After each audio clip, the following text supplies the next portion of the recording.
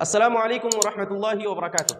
اسلام میں کچھ جانور جیسے گائے، بیل، بھیڑ، بکرا، اونٹ اور ہرن وغیرہ، اسی طرح مچھلیوں اور پرندوں کی چند قسمیں حلال ہے، لیکن آج کے دور میں کئی دیشوں میں انسان کے گوشت بھی کھائے جاتے ہیں۔ اسلام اس کے بارے میں کیا کہتا ہے؟ آئیے اس کا جواب ڈاکٹر ذاکر نائک صاحب سے سنتے ہیں۔ جو چائنا میں نوجات ششو کھائے جاتے ہیں، یدی کوئی اسلام دھرم کا انویائی ان کا اللہ کا نام لے کر یدی کھاتا ہے تو کیا یہ اچت ہے؟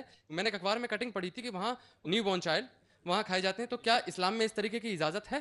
چائنا میں بچوں کا گوشت کھایا جاتا ہے، وہ بالکل حرام ہے۔ جیسا میں نے کہا، صرف ان جانور جن کی اجازت ہے وہ جانور کا گوشت آپ کھا سکتے۔ انسان کا گوشت کھانا تو بالکل حرام ہی ہے۔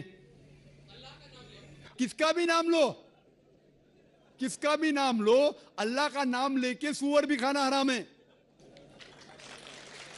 جو جانور کی اجازت ہے وہی جانور کھا سکتے ہیں،